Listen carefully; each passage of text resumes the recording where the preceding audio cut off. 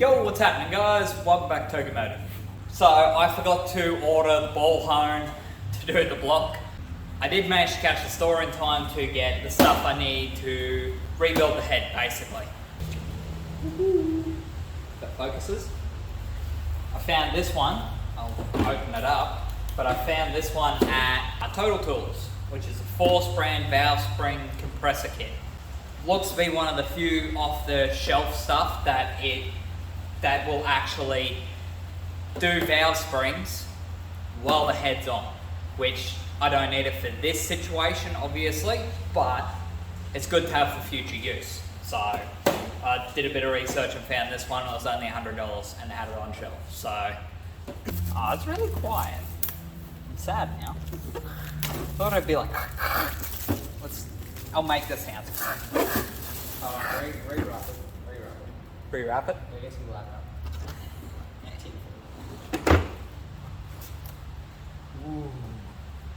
Ooh, that actually looks really fucking good. Even comes with a compressor tool for the fucking for your cylinder and adapters and shit. And fuck, that all feels really high quality. That's sick.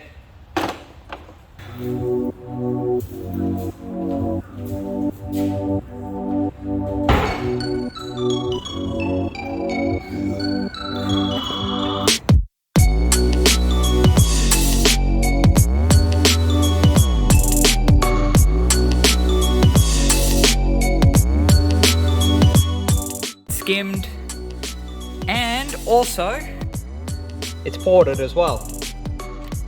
Also worked out that this has oversized valves. Some of these sit a bit inconsistent on depth. I don't know if that's okay or what.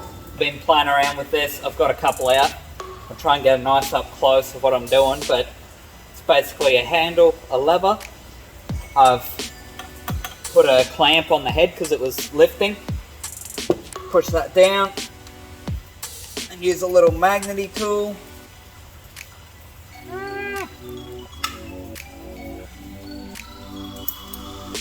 Grab the little valve collets, and then that's it.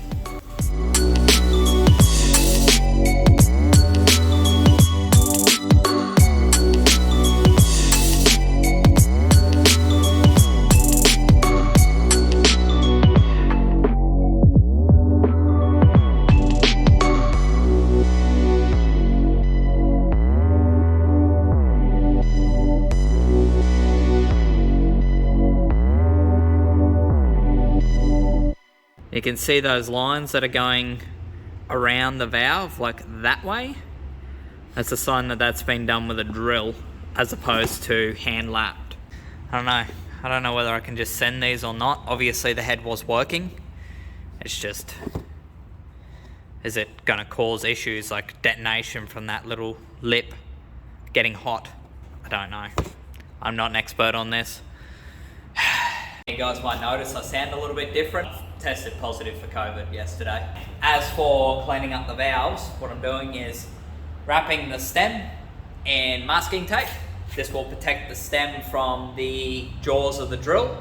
What I'm going to do is I'm going to chuck this in the drill and I'm going to take it to the bench grinder, which I've got a fine wire, like a brass wire wheel on it.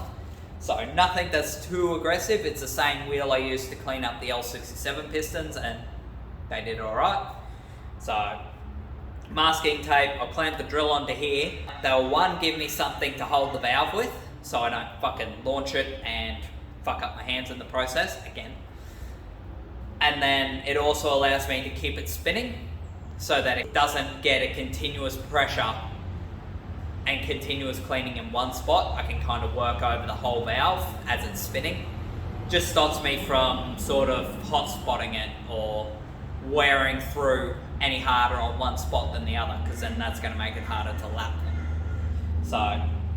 So that, and then I'm going to be very careful not to go above. Hopefully that focuses. See where it steps in? I don't, and you see that cleaner patch on it? That's where the valve guide runs, is on that thicker part of the shaft, the stem there. You don't want to start scratching that up at all. You want that to stay nice and virtually untouched. There are ways to clean it up, like I'll give it a little brush, gentle brush with a nylon brush and some acetone if I'm going to run these valves. But everything past that you can do on the bench grinder. I'm going to set this all up, do a bit of a time lapse, and I'll clean all these up and we can have a look at them, but I'm not feeling overly confident, to be honest.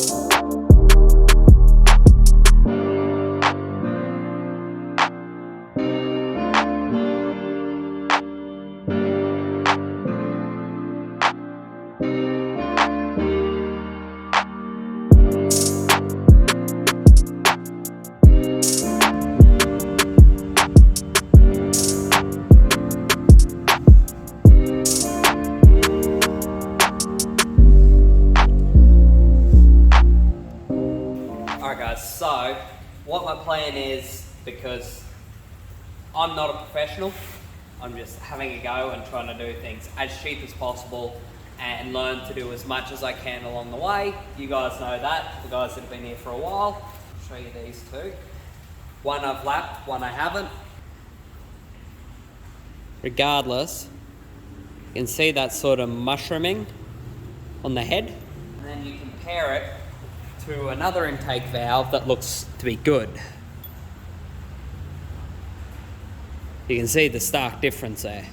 So my guess, because there's a lot of circular lines around the valve seats, my guess would be that some monkey who built this head has done the drill method and they've just gone a little bit too fucking nuts on it, and they've just ground away the valve seat to the point that there's a lip on the outside, which definitely not ideal. I feel like a very thin metal edge. It's just a recipe for one, the air fuel mixture to flow into the cylinder not going to be a smooth entry like it would over a nice smooth tapered edge.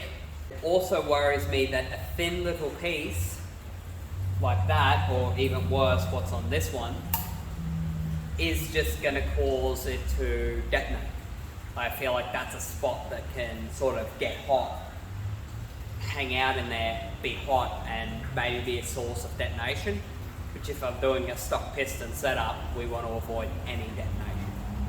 You want to avoid that in any motor, obviously, but especially if I'm going back to the stock piston setup, I definitely don't want any source of detonation.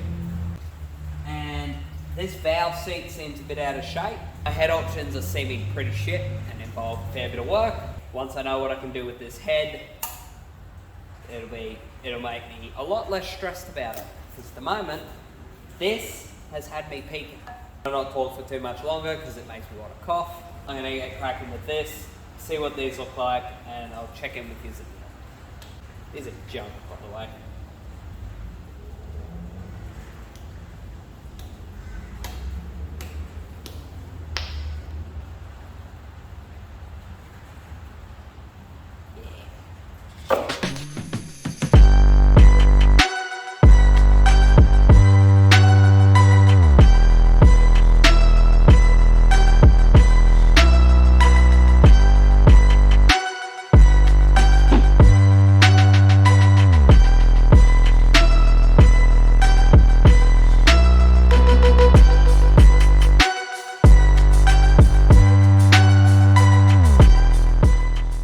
So at this point, I have no idea exactly what I'm going to have left in the first part of this video, because turns out that head right there, turns out it's not good.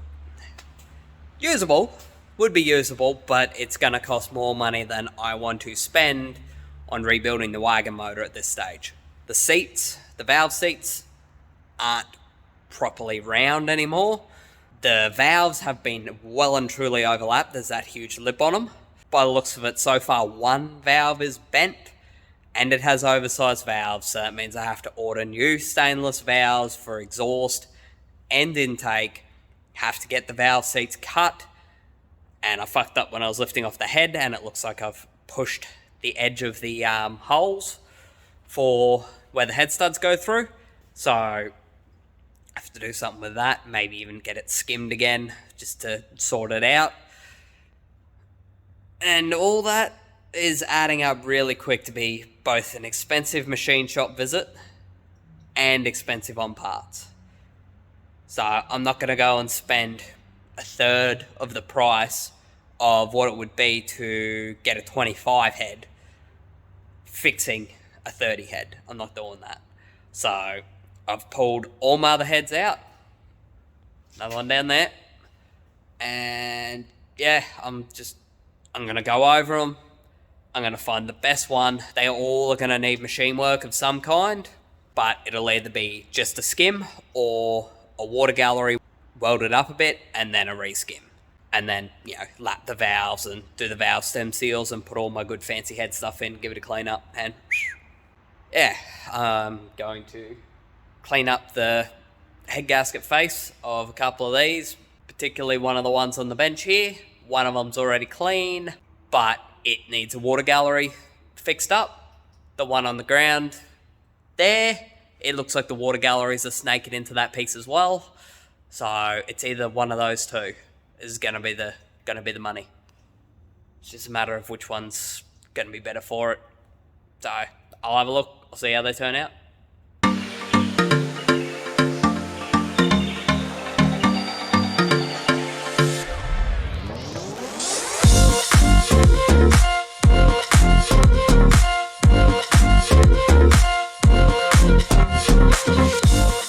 Now, what I'm not looking for in another good head to get sorted out is something like this, where that gallery started to eat into where the compression ring on the head gasket is.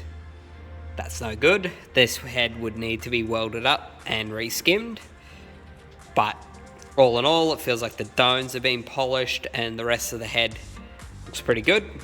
That was on the motor that spun a bearing. And this one came off my original RB30, the first one I ever had. And all in all those water galleries look sweet. None of them look like they're gonna cause any issue whatsoever. One's never been skimmed. So there's plenty of meat left on cylinder domes. And that right there. There's plenty of meat left there for it to be skimmed. Should be good as long as the condition of these is, as long as the condition of the valve seats is okay and the cam tunnel checks out, then that is probably the head. Sucks I don't get to use the really good ported head, but I can't justify spending $500 odd just on valves, then potentially have to get the seats recut or replaced, and then it's just a whole lot of extra fucking around and money that I'm not willing to really put into it.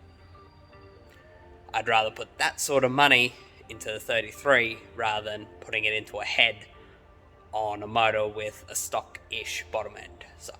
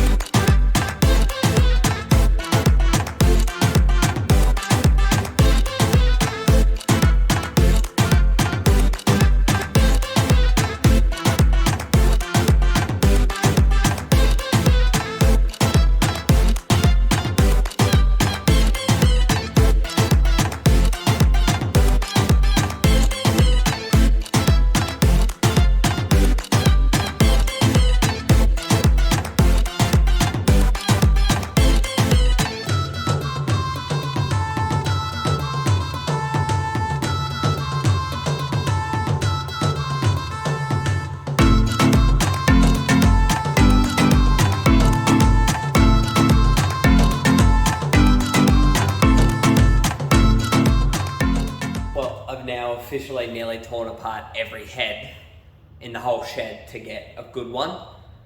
Most of the valves out of this head look good. The sinks look really good on this.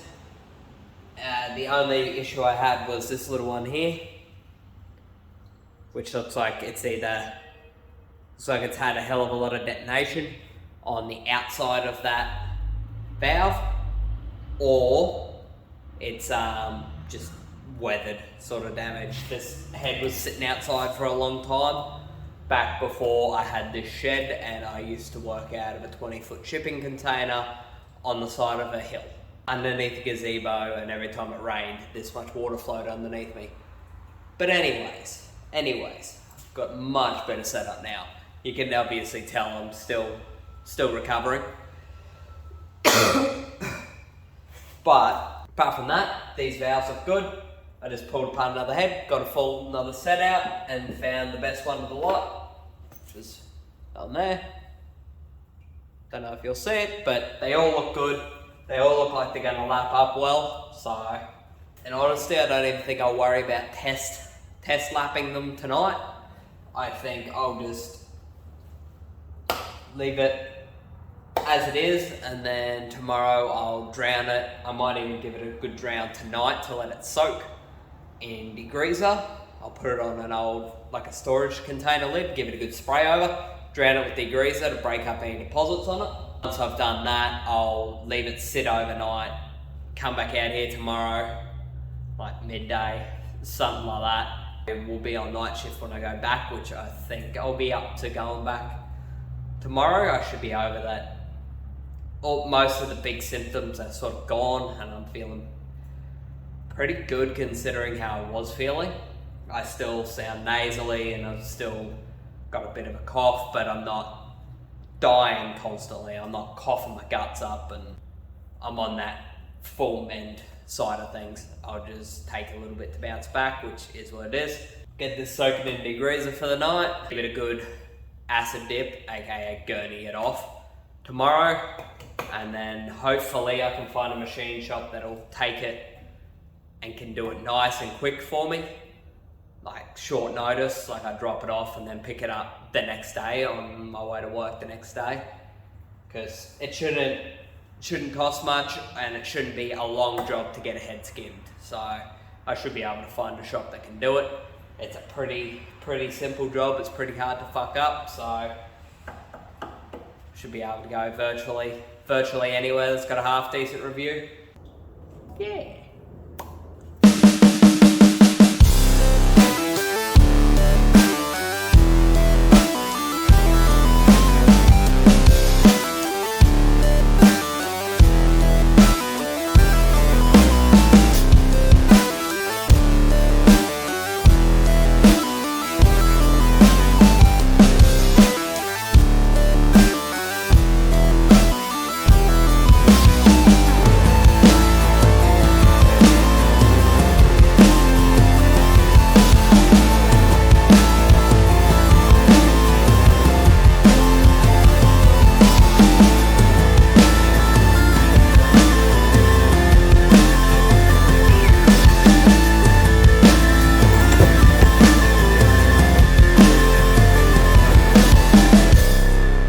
Guys, well, it came up pretty clean.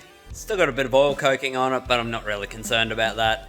Realistically, people slap untouched heads back on cars every day of the week. I used to. No big deal. So that's definitely the best head by far. Even after cleaning it up, it looks pretty good.